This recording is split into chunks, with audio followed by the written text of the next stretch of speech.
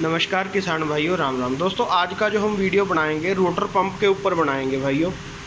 जो rotor pump में main problem आती हैं और क्यों आती हैं भाइयों, और अगर किसी भाई का पंप ख़राब है और क्या क्या चीज़ें उसमें बदली जा सकती हैं और क्या चीज़ ख़राब होने की क्या निशानी है, थोड़ा वो भी एक्सप्लेन करने की वीडियो में कोशिश करेंगे।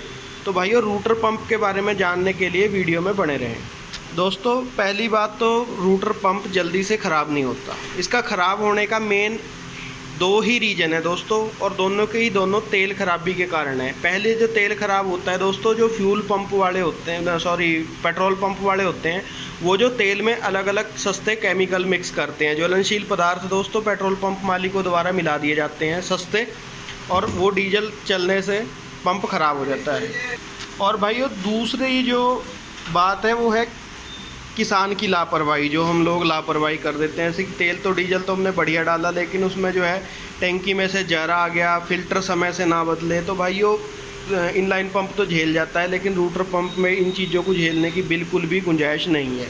अदरवाइज दोस्तों तीसरा कोई भी ऐसा कारण नहीं है जिससे कि रोटर पंप ख़राब हो जाए, और इसकी जब तक चलता है सेटिंग भी कराने की ज़रूरत नहीं है, जिस तरह इनलाइन पंप की थोड़े दिनों बाद सेटिंग करानी पड़ती है। दोस्तों सबसे पहले जो ख़राब होती है वो चीज़ है केम प्लेट। तो भाइयों ये केम प्लेट है और ये इस पे ऐसे चलता है सिस्टम। तो दोस्तों इस छोटी सी चीज़ का नाम है टैपेट रोलर। तो भाइयों ये इसके ऊपर चलता है, और ख़राब डीजल आने से दोस्तों इसमें मैं आपको बात बता दूं कि जो रोटर पंप होता है उसमें जो लुब्रिकेशन सिस्टम होता है वो डीजल से ही होता है। तो भाइयों ये बड़ी जो कन्नियाँ हैं ये घस जाती हैं। तो भाइयों ये चीज़ ख़राब होते ही, केम प्लेट के ख़राब होते ही दोस्तों ट्रैक्टर में दिक्कत आ जाएगी। आपके ट्रैक्टर मिसिंग मारने लगेगा, वाइट स्मोक की आ जाए, इस तरह कट जाएगा दोस्तों। ये देखो ये बिल्कुल सही है, और ये जो है कट चुका है, देखो इस पर निशान आ रहे हैं। ये मैं आपको सही वाला दिखा रहा हूँ और ये ख़राब वाला, क्योंकि आप इससे खुद भी अंदाज़ा लगा पाएंगे। ये देखो दोस्तों ये केम शाफ्ट है और ये भी कट जाती है, देखो इस पर ये पता नहीं, आपको वीडियो में जो एक बार करके दिखाता हूँ। तो भाई ये दूसरी बात ये कट जाती है। बहुत छोटे छोटे और सेंसिटिव पार्ट हैं भाई इसमें। ये क्रॉस डिस्क है, तो देखो दोस्तों ये रोटर पंप खोला था मैंने अभी, तो इसमें ये क्रॉस डिस्क भी कटी हुई निकली है। तो भाइयों ये है ड्राइव पिस्टन, जो इसका पार्ट होता है। जो मिस्त्री लाइन के बंदे हैं दोस्तों खूब समझते हैं इसे। ये दूसरे वाला देख लो आप, ये देखो टूट भी जाता है और इस पर ऐसे ऐसे स्क्रैच आ जाते हैं, देखो। तो तीसरी चीज़ दोस्तों ये ख़राब हो जाती है। तो भाइयों ये जो है बहुत ही, जिसके नाम से मतलब पंप का नाम रखा गया रोटरी पंप। दोस्तों ये रूटर है, ये देखो ये पूरा कट चुका है, और ये वाला जो है हम अब इसमें इंस्टॉल करेंगे, ये बिल्कुल सही है, नया है। बाकी देखने में सेम है। तो भाइयों ये बॉश का पंप है। और दोस्तों इस सिस्टम के साथ साथ कई बार अगर ज़्यादा ही लापरवाही बरती जाए और ज़्यादा समय निकल जाए ख़राब स्थिति में ही, तो ये वाली बॉडी भी कट जाती है भाइयों। तो भाइयों कुछ जो मिस्त्री होते हैं, सारे के लिए मैं नहीं बोल रहा हूँ, मिस्त्री लाइन के भाई बुरा ना मान जाएं दोस्तों, इसका काम बहुत ही सेंसिटिव है और बहुत कम लोगों को आता है भाइयों। कुछ मिस्त्री पैसों के लालच में या जैसे भी अपना तजर्बा करने के लिए इसे खोल तो लेते हैं, पर भाइयों ये ठीक नहीं आता जल्दी से। मैं सभी मिस्त्रियों के लिए ऐसा नहीं बोल रहा हूँ भाइयों, लेकिन हर मिस्त्री को इसका तजर्बा नहीं है। तो भाइयों वो कुछ लोग कहते हैं कि इसकी रिपेयर है ही नहीं, पॉसिबल ही नहीं है, तो नया ही लगेगा। ऐसा कुछ नहीं है भाइयों, बिल्कुल 100% ये बढ़िया रिपेयर हो जाता है और पूरी 100% जो है परफॉर्मेंस देता है। दोस्तों इनलाइन पंप के साथ, इनलाइन पंप का इसके साथ कोई भी मुकाबला नहीं है, चाहे परफॉर्मेंस की बात हो या फिर डीजल खपत की बात हो। ये डीजल खपत भी कम करता है रूटर पंप, कोई भी बुरी चीज़ नहीं है ये। लेकिन ये फेल कहाँ से हुआ भारत में?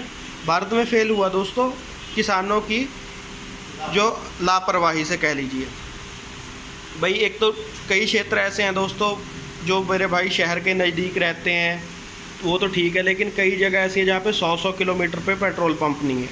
तो वहाँ पे क्या होता है दोस्तों कि जो कुछ वहाँ पे डीलर बैठ जाते हैं तेल के और खुला डीजल बेचते हैं दोस्तों। जैसे कि वो आईडी के तौर पे 70 रुपये डीजल पेट्रोल पंप पे होता है उसका रेट, और दोस्तों वो भी 70 रुपये ही बेचते हैं। तो वो कैसे बेचते हैं ये बात आप लोग मेरे से बेहतर समझते हो।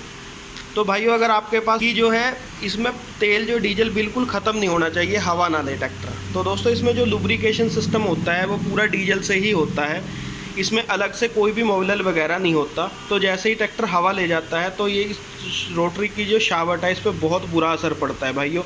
एक बार में हवा लेने से 10 से 15% पंप की लाइफ ख़त्म हो जाती है।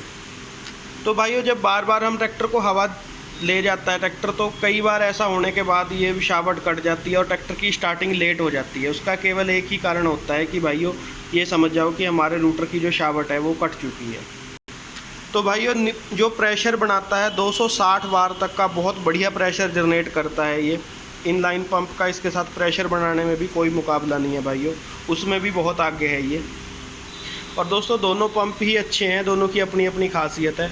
जैसे कि रोटरी पंप है, तो मान लीजिए एक ट्रैक्टर है उसमें रोटरी पंप है, सेम कंपनी में अब जो ऑप्शन दे दिए हैं कई कंपनी, जैसे कि मैं उदाहरण के तौर पे आपको बता दूं कि न्यू हॉलैंड का जो 3600 है वो रोटरी पंप के साथ भी आपको मिल जाता है और दोस्तों इनलाइन पंप के साथ। अब भाइयों इनलाइन पंप के साथ अगर लेना है, अगर आप ट्रैक्टर को अंडर लोड चलाते हैं और 1600-1700 आरपीएम तक वो बहुत बढ़िया पावर लगाता है। जैसे ही हम उसे हाई चक्करों पे लेके जाएंगे 2000, 2100-2200 तक, तो उसका टॉर्क डाउन होना शुरू हो जाएगा। लेकिन दोस्तों रोटरी पंप में इसका बिल्कुल उलट है, ये कम आरपीएम पे कम ताकत प्रोड्यूस करता है। लेकिन इस रोटरी पंप को सेम इंजन में हम ट्रैक्टर को 2200-2300 तक अगर चलाएंगे तब भी बिल्कुल टॉर्क डाउन नहीं होगा, उल्टा टॉर्क थोड़ा बढ़ जाएगा। तो दोस्त दिक्कत वाली बात नहीं है। तो भाइयों रोटरी पंप के बारे में और कुछ जानकारी या मेरे से कुछ मिस हो गया हो और अगर आपके मन में कोई सवाल हो तो भाइयों कमेंट में पूछ लेना, कोई दिक्कत वाली बात नहीं है। धन्यवाद।